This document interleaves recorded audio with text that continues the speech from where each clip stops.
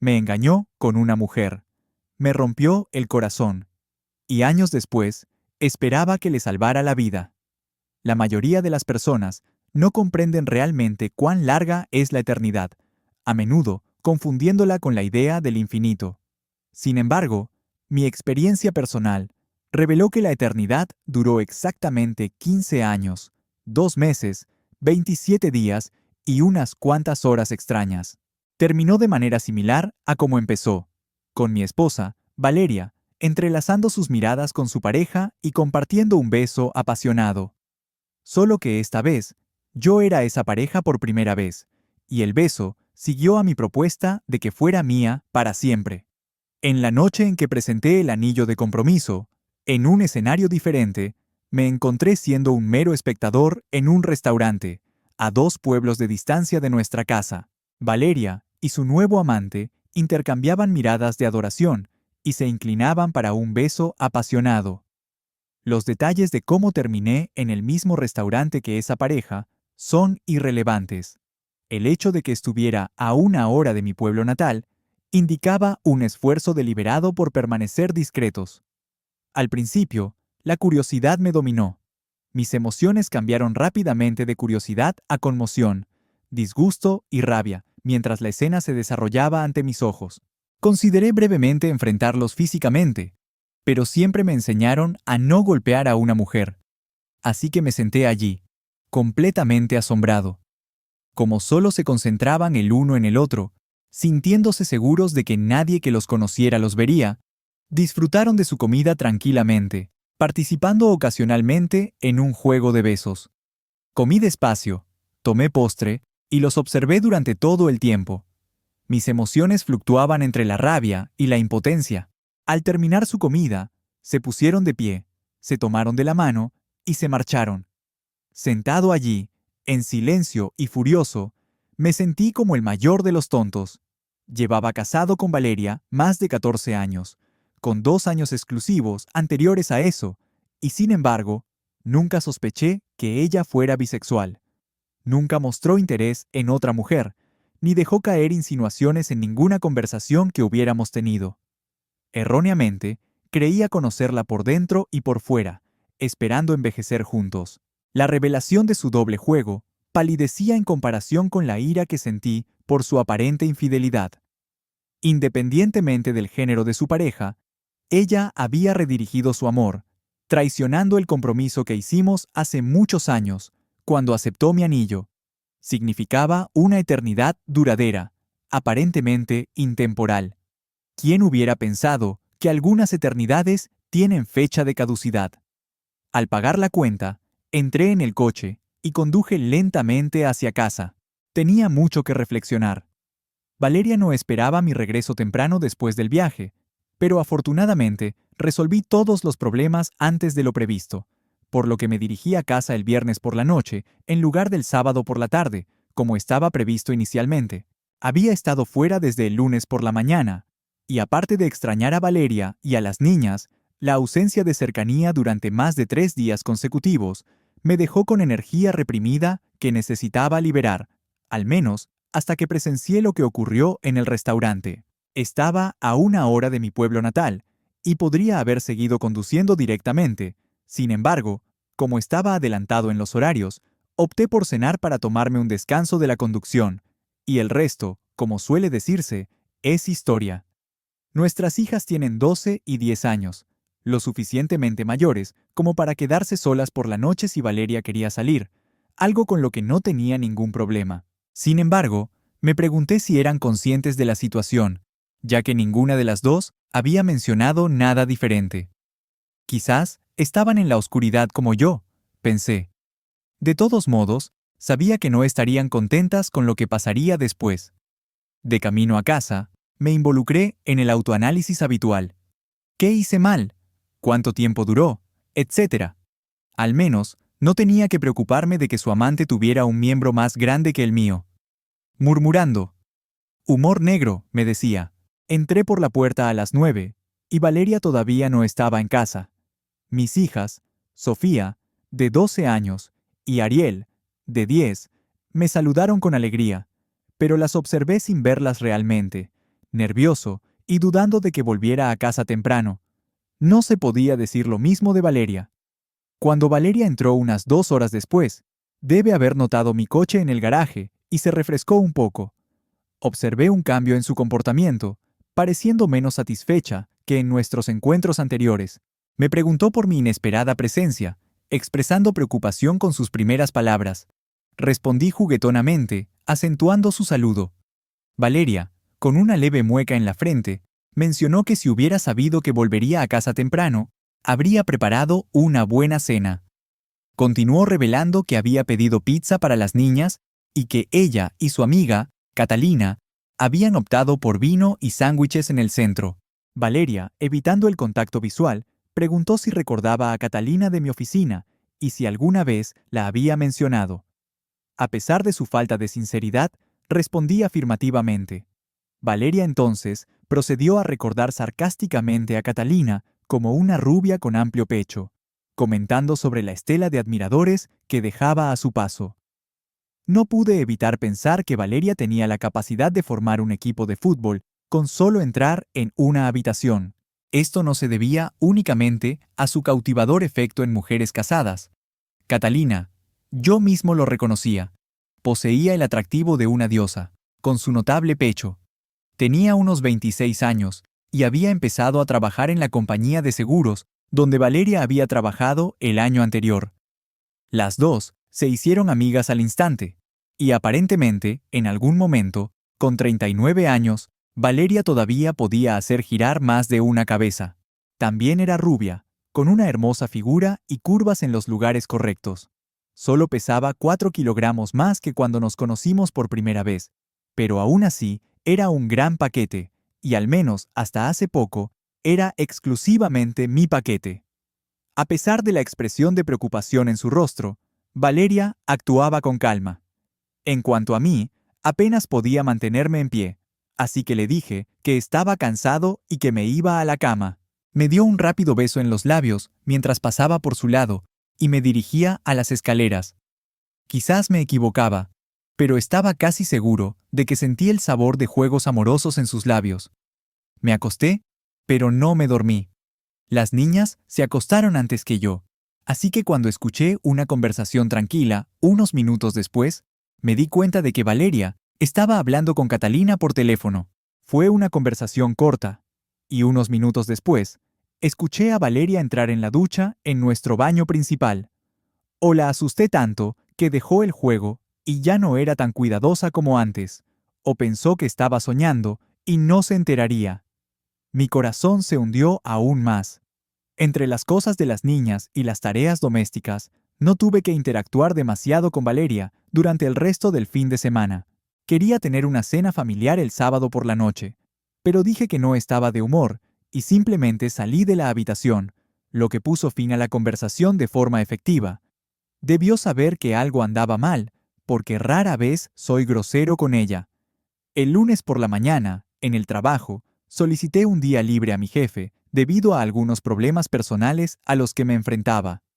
Hacía unos 10 años que me había divorciado y me había vuelto a casar hace 5 años. Juan, mi jefe, entendía que algo no iba bien en la familia Márquez. Considerando el éxito de mi viaje de ventas de la semana anterior, no dudó cuando le pedí tiempo libre.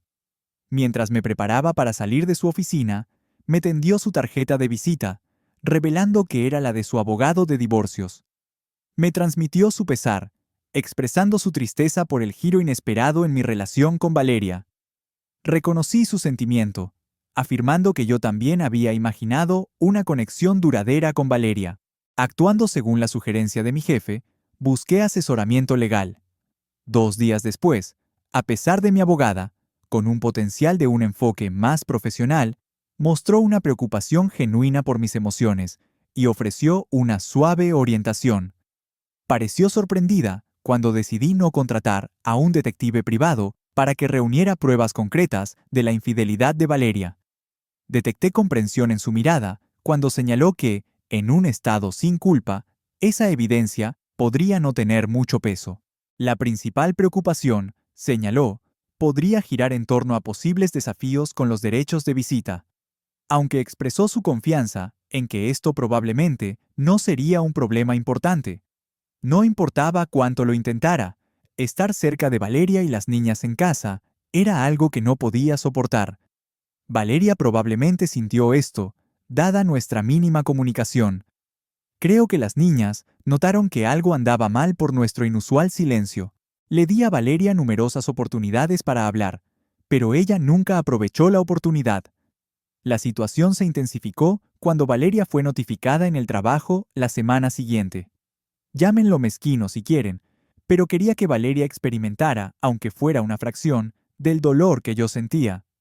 Supongo que la notificación fue alrededor de las 11:03 de la mañana, porque mi teléfono comenzó a sonar incesantemente a las 11:05.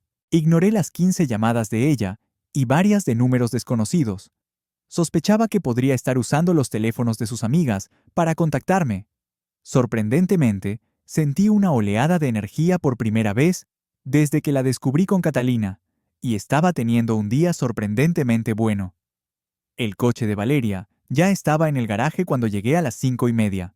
No perdió tiempo en reconocer mi presencia, expresando su enfado por haber sido notificada delante de sus amigas y compañeras. Me quedé en silencio hasta que entré en la casa y dejé mis cosas. Las niñas estaban en la sala de estar, absortas en lo que parecía ser una película en la pantalla grande. Calmadamente, afirmé que quería asegurarme de que fuera notificada, junto con su amante para su propia comodidad. La rabia de Valeria desapareció, reemplazada por lágrimas. Repuse, cuestionando su conocimiento sobre Catalina y comentando la falta de precaución en sus acciones. Le pregunté dos cosas: ¿cuánto tiempo y cuándo había planeado decírmelo? Respondió admitiendo que habían pasado unos 6 meses e insistiendo en que planeaban informarme pronto. En menos de 30 segundos, el comportamiento de Valeria cambió de venenoso a derrotado. Tropezó hasta la mesa de la cocina y se sentó. Me acerqué al mueble de las bebidas, agarré una botella de Bourbon Buffalo Trace, me serví un doble y me senté frente a ella. Si las miradas pudieran asesinar, ella habría perecido en los primeros 2 segundos. La observé, y ella no pudo apartar la vista de la mesa.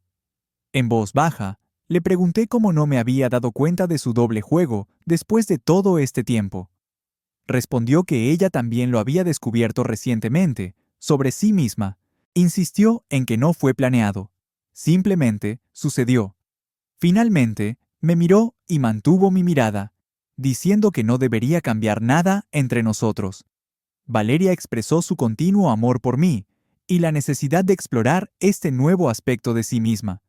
Pidió mi apoyo y más tiempo para explorar, afirmando que era su turno. Expresé mi sorpresa, preguntando si 6 meses eran insuficientes para su exploración. Mencioné que si realmente me amaba, recordaría nuestros votos y no consideraría la idea de explorar en absoluto. Compartí mi creencia de que la fidelidad trasciende el género y que no debería haber considerado tales acciones. Ella replicó sugiriendo que el amor verdadero podría perdonar un error, a lo que argumenté que una vez podría ser un error, pero 6 meses indicaban una decisión consciente.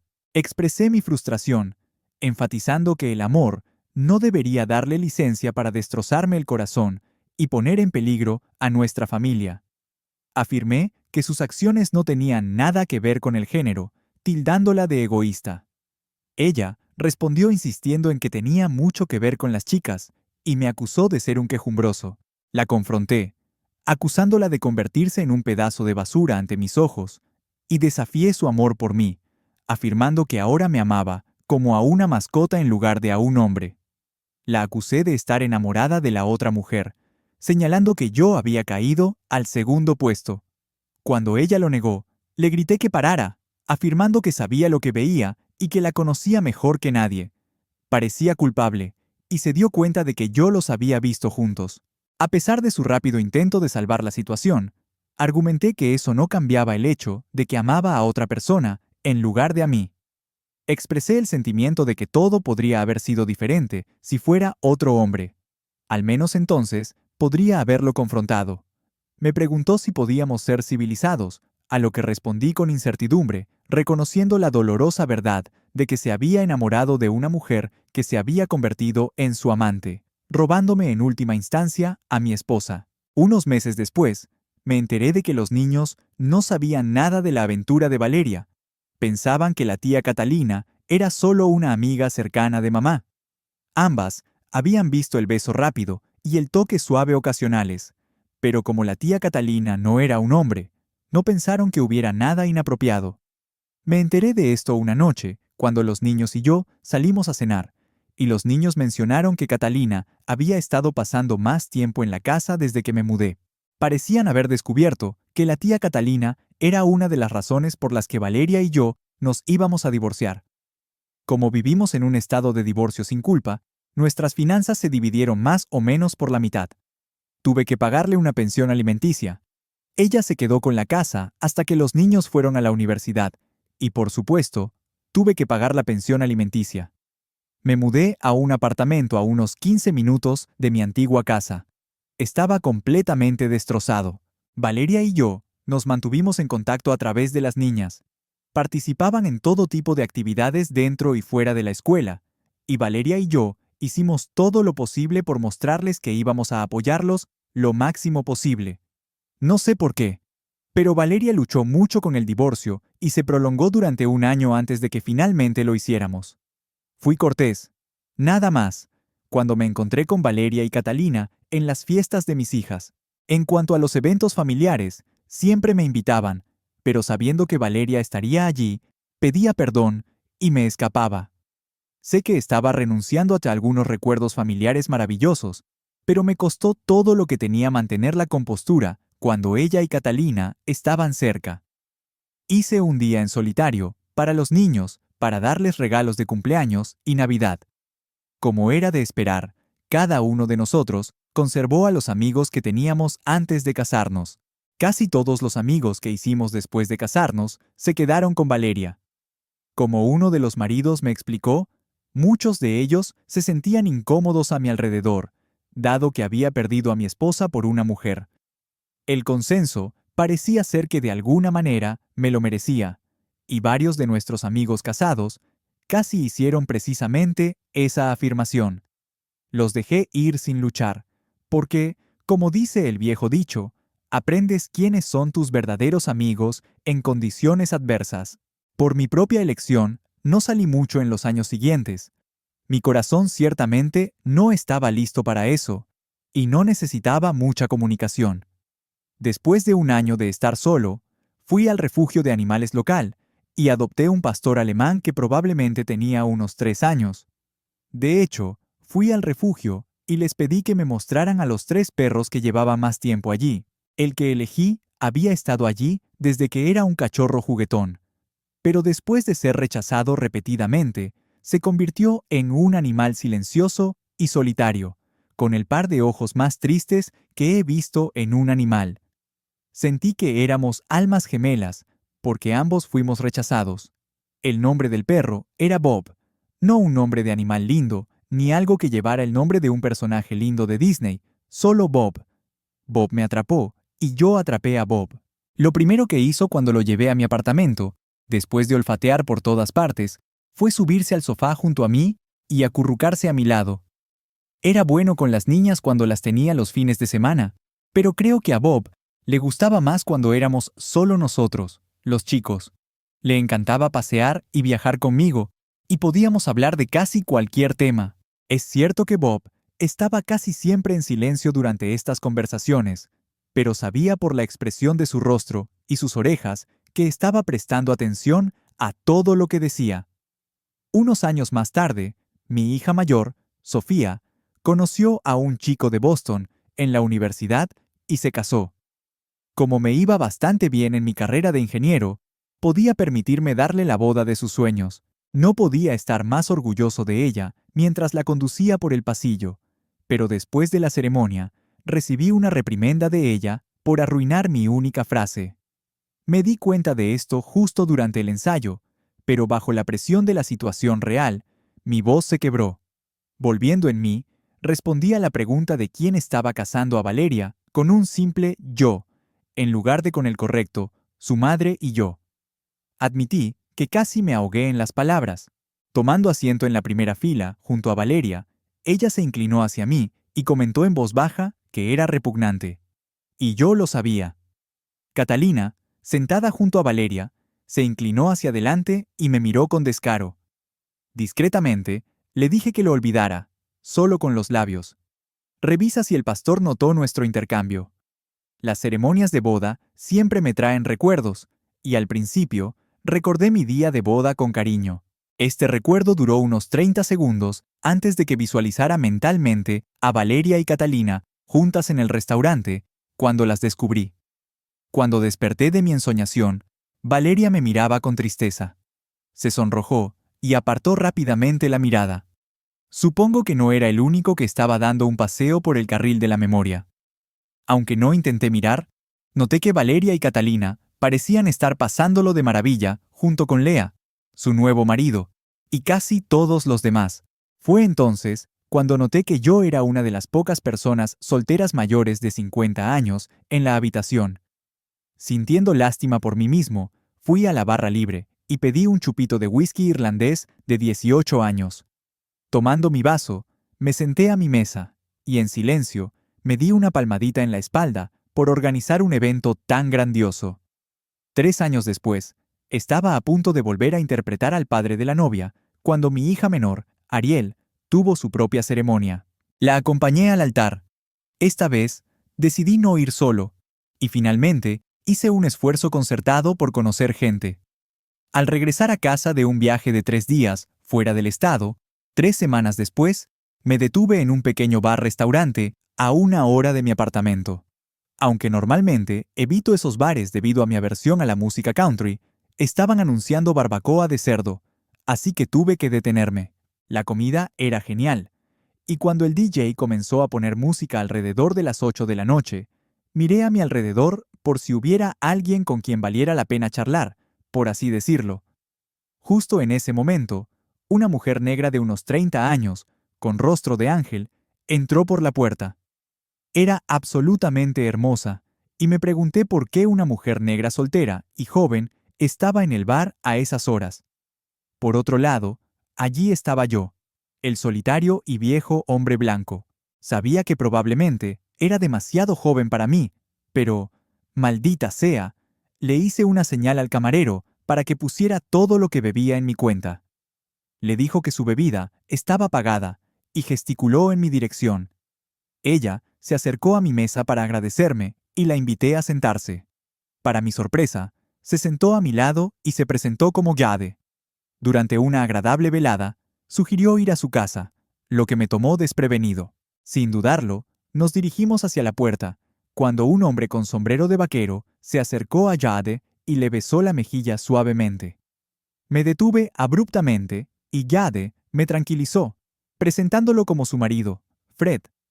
Preguntó si podía unirse y echar un vistazo, a lo que Fred sonrió y mencionó su participación. Expresé mi malestar, afirmando que había algo mal en la situación y en la generación equivocada. Levanté las manos, indicándoles que se detuvieran, y me fui solo a mi coche. En otro intento de encontrar compañía, recurrí a mi iglesia. Carmina, una divorciada de 50 años, con pelo negro largo, pecho 34B, piernas largas y una gran sonrisa, y yo nos llevábamos bien. Después de unas cuantas citas, volvimos a mi apartamento, lo que nos llevó a la cercanía. Sin embargo, durante el encuentro, empezó a murmurar el nombre de su exmarido, Jim. La situación se intensificó cuando lo gritó durante los clímax posteriores. Me detuve inmediatamente, explicándole que yo no era Jim. En respuesta, expresó una genuina rabia y cuestionó por qué me había detenido. En silencio, la llevé a casa, y no hace falta decirlo, no hubo una quinta cita. Para mi siguiente aventura de citas, invité a una compañera de trabajo a pasar una velada de comida y baile. Alicia, una mujer de 42 años, que se había separado de su marido hacía casi 5 años, era rubia, con un pecho ligeramente más grande y una protuberancia que alguien con proporciones medias. Habíamos sido amigos en el trabajo durante unos 10 años, y a estas alturas, ella había oído mi triste historia y yo había oído la suya. Nuestra gran velada se convirtió en varias veladas maravillosas, y realmente disfrutamos de la compañía mutua, incluso antes de nuestra primera vez que hicimos el amor. Con muchas ganas de pasar un buen rato en la boda, invité a Alicia a ser mi acompañante. Respondió con seriedad, expresando su incertidumbre acerca de acompañarme a la boda de mi hija, considerando la dinámica familiar con mi exmujer. Mencioné que necesitaría el visto bueno de Bob, mi hombre de confianza, un pastor alemán de unos 22 kilos, con gustos sofisticados. Le expliqué que si a Bob no le gustaba, no me acompañaría a la boda. Ella lo encontró peculiar y me calificó de persona extraña. Después de aprobar la prueba de Bob, la semana siguiente, Alicia aceptó ser mi acompañante de boda, lo que trajo alegría a las niñas, que estaban contentas de que no asistiera solo. Valeria, sin embargo, pareció disgustada con este arreglo, mirándome constantemente con miradas de disgusto. Como no me relacionaba mucho con ella, ignoré su opinión. Sin embargo, esto molestó a Alicia, que percibió la antipatía de Valeria hacia ella. En la cena de ensayo, encontré a Valeria sola y finalmente la confronté, preguntándole cuál era su problema. Valeria respondió con sarcasmo, expresando desdén por Alicia y preguntando si ahora estaba saliendo con niñas exploradoras. Señalé que los celos de Valeria no le quedaban bien, recordándole que Alicia, Valeria y Catalina tenían la misma edad. Bromeé diciendo que Valeria me había cambiado por una versión femenina más joven, y ella respondió con una tímida gracia. Un año después, Alicia se convirtió en mi segunda esposa, y la vida continuó. Sinceramente, había olvidado por completo que estaba en el registro de donación de médula ósea, cuando un día recibí una llamada en el trabajo y me dijeron que, después de 30 años, era compatible con alguien. Emocionado por la oportunidad de ayudar a salvar la vida de alguien, sabía que la extracción de médula ósea sería algo inconveniente, pero mi complejo de héroe me hizo más que dispuesto a someterme al procedimiento. Se requerían más pruebas, y si eran favorables, la extracción se programaría para 2 semanas después de dar mi consentimiento. Les dije que estaba de acuerdo. Aunque no soy muy religioso, creo en Dios, y hay un viejo dicho que dice que Dios obra de maneras misteriosas. Nunca lo pensé hasta 4 días después, cuando hablé por teléfono con mi hija mayor, Sofía, durante nuestra conversación semanal. Ariel y yo evitamos hablar de la vida de Valeria, pero Sofía mencionó que se había encontrado médula ósea para la tía Catalina y que estaban activamente involucradas. A través de Sofía, le transmití mis mejores deseos a Catalina y a Valeria, expresando que, a pesar del dolor causado por sus acciones, no les deseaba ningún daño. Sofía advirtió que como adulto podía llamarlas yo mismo. Reconocí esto, pero expliqué que cuanto menos hablara con ellas, menos probable era que dijera algo desagradable que pudiera lamentar más tarde. Sofía me animó a llegar a un acuerdo con el divorcio, destacando que había estado felizmente casado con Alicia durante casi 2 años. Reconociendo mi felicidad, compartí que, aunque ya no odiaba a Valeria, no estaba en mi lista de amigos de Facebook. Decidí enviar flores a Valeria con una tarjeta de buenos deseos. Más tarde, mientras encargaba el ramo, me vino un pensamiento. Las coincidencias de médula ósea son raras, y la coincidencia de que Catalina encontrara una coincidencia aproximadamente al mismo tiempo que yo parecía demasiado conveniente.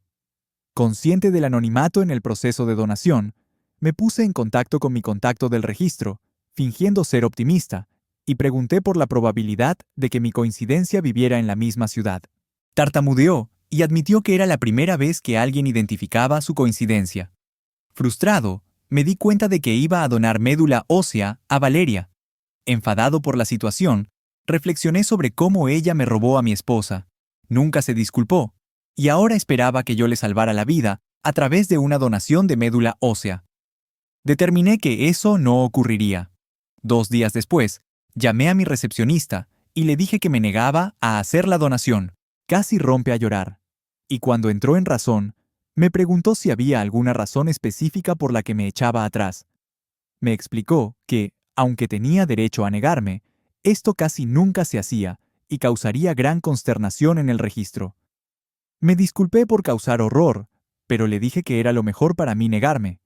Murmuró que lo lamentaba y me dijo que, Si cambiaba de opinión en un futuro muy próximo, debería llamarla.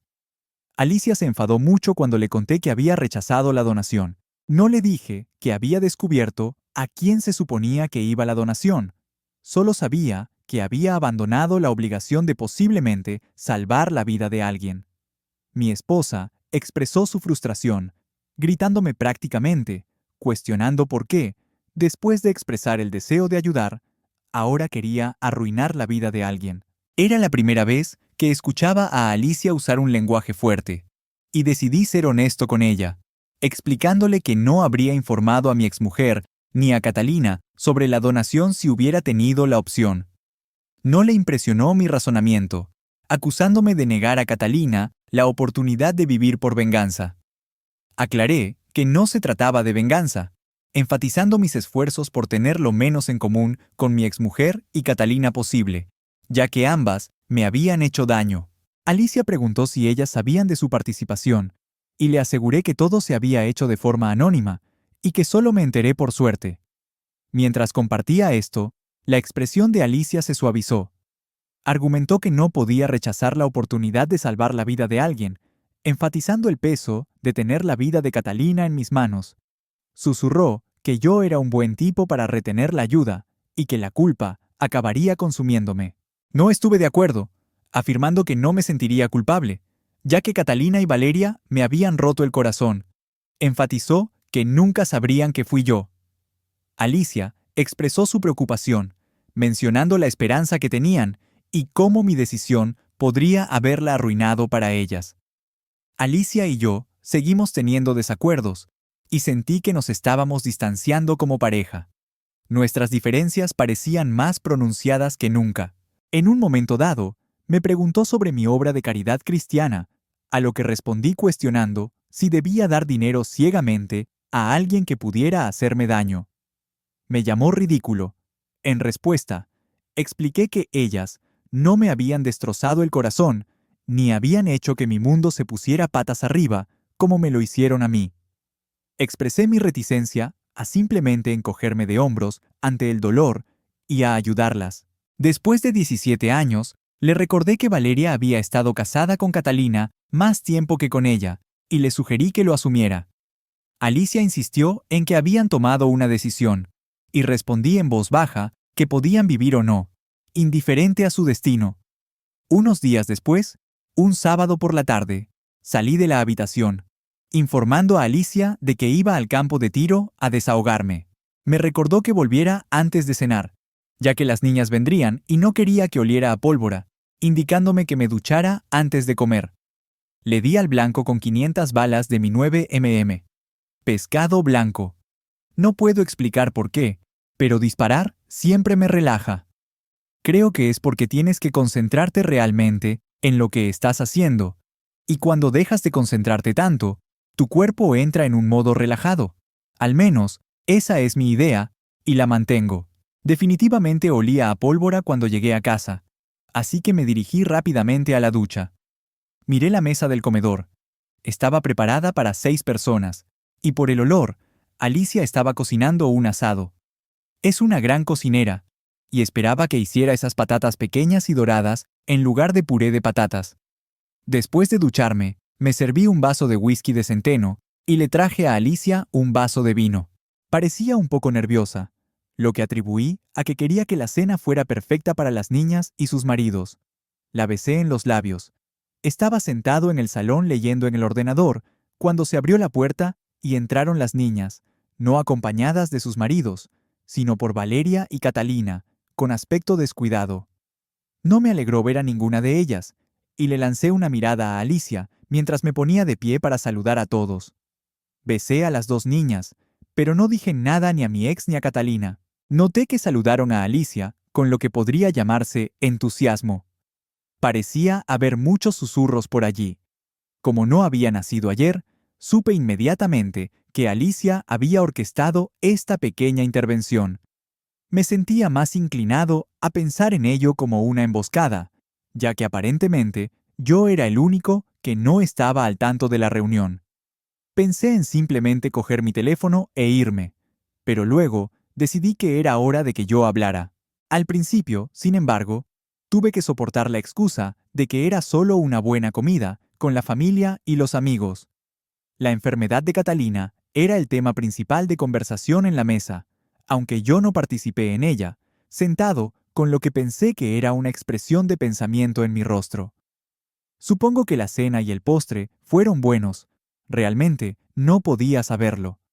Siendo el buen anfitrión, proporcioné a todos sus bebidas de la tarde y nos trasladamos al salón. Después de un momento de silencio, decidí que era hora de expresar mis pensamientos. Pregunté quién hablaría primero. ¿La mujer que había traicionado mi confianza para organizar la reunión? ¿La mujer que me había roto el corazón hace años, pero que ahora creía que le debía un favor? ¿O quizás la mujer que le había quitado a una mujer casada a su marido, que no sospechaba nada y que ahora necesitaba ayuda para tener una oportunidad de vivir? Mientras hacía mi declaración, miré cada rostro por turnos, y ninguna de las mujeres pudo sostener mi mirada. Alicia pareció emocionada cuando mencioné su nombre, y mi hija mayor, Sofía, tomó la iniciativa de hablar. Reconoció mi persistente enfado hacia mamá y la tía Catalina, pero criticó mi negativa a donar médula ósea como infantil y mezquina, afirmando que estaba por debajo de mí. Sofía argumentó que buscar venganza negando la oportunidad de vivir a alguien era malo, enfatizando que involucraba la vida de una persona, no un acto frívolo como golpear a alguien con un pastel de crema. Tomé un sorbo de whisky de centeno y me aclaré la garganta, sacudiendo ligeramente la cabeza. Expresé mi enfado y afirmé que toda acción en la vida tiene consecuencias. Señalé que Valeria y Catalina nunca esperaron consecuencias tan graves, pero que ahora estaban tratando de hacer de su problema el mío. Destaqué la inesperada oportunidad de marcar la diferencia en la vida de alguien que me había hecho daño. A pesar de su creencia de que estaba impulsada por la venganza, sugerí que también podría ser una forma de recuperar algo de respeto por mí mismo. Después de todo, ¿cuánto respeto por mí mismo podría tener si ayudara al hombre que le robó a mi esposa a sobrevivir? Y no creo que ninguna de ustedes siquiera considere el hecho de que creen que debería ser más indulgente con Catalina, porque es una mujer. Si su nombre fuera Carlos y fuera un hombre de 90 kilogramos, probablemente la mayoría de ustedes pensarían que yo tendría razón en lo que hago. Pero a mí, no me importa que Catalina sea una mujer. Es una ladrona de esposas. Ella sabía que lo que hacía estaba mal. Catalina intentó transmitir sus sentimientos mirando fijamente a la alfombra. Sentada a su lado en el sofá, Valeria extendió la mano y apretó suavemente la mano de Catalina. Afirmé que mi decisión no estaba impulsada por la venganza, sino por el odio hacia Catalina. Expresé que la despreciaba, sin intención de ayudarla en ninguna situación. Destacé mi mínima comunicación con ella durante los 17 años que estuvo con Valeria. Valeria sollozó, conteniendo las lágrimas, y preguntó si la odiaba hasta el punto de privar a otra persona de la oportunidad de vivir. Apeló a mi amor pasado por ella, sugiriendo que considerarlo algo noble sería una cuestión de honor. Repuse, expresando escepticismo sobre la noción de honor de Valeria, llamándola mujer elegante, y afirmando que no tenía derecho a darme lecciones sobre lo que es el honor. Mi nivel de volumen aumentó, e intenté por todos los medios no decirles a todos, incluida Alicia, que se quemaran en el infierno y que me dejaran en paz. Tomé un par de respiraciones profundas, y Alicia, aparentemente, decidió que no estaba lo suficientemente enfadado con ella. En voz baja, me dijo que soy una buena persona y que siempre hago lo correcto, enfatizando que retirarme está mal, y que nunca podría vivir conmigo mismo si hiciera eso. Sofía interrumpió recordándome que le enseñé a ella y a Ariel a hacer siempre lo correcto, incluso si parece mal. Reconociendo esto, afirmé que mi decisión era para mí, para evitar cualquier remordimiento o pérdida de sueño. Catalina, de repente, exclamó, suplicándome que no la dejara morir. A pesar de reconocer la ofensa que sentía, apeló a la dura realidad de su situación, mencionando las escasas posibilidades de supervivencia a menos que donara mi médula ósea. Los ojos de Catalina parecían atormentados, pidiéndome que ayudara a salvar su vida. Debe haber sido lo más difícil que haya hecho. Miré profundamente en esos ojos atormentados. No sentí la alegría de confirmar mi decisión, pero la confirmé. No, eso es todo lo que dije. No dije la frase, lo siento, porque francamente, no lo sentía. No haría nada a mi alcance para ayudar a esta mujer. Catalina tomó mi respuesta mejor que Valeria, que rompió a llorar. Alicia se acercó a la pareja para calmarlas y la escuché susurrar. Lo intentaré. Hablaré con él. Estaba tan metida en el momento que Alicia nunca se dio cuenta de que había puesto nuestro matrimonio en peligro. Tendré que pensar mucho y duro sobre si puedo cerrar la brecha en nuestra confianza. Agarré las llaves del coche del llavero donde estaban ubicadas. Salí por la puerta mientras 5 mujeres lloraban. No regresé en 3 días. No respondí a ninguna de las docenas de llamadas telefónicas de Alicia ni de las niñas. La casa estaba oscura. Miré rápidamente a mi alrededor y decidí que Alicia se había detenido en otro lugar por el momento.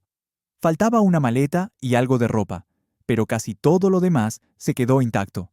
También agarré mi maleta y empaqué algunas cosas, llevándome la mayor parte de mi ropa y la mayor parte de mis pertenencias. Dejé mi anillo de bodas en medio de la mesa de la cocina. 3 días después, en el trabajo, recibí una llamada anónima que resultó ser de Alicia. Expresó incredulidad de que nuestra relación estuviera terminando porque me negué a ser lo que ella consideraba el mayor idiota del mundo.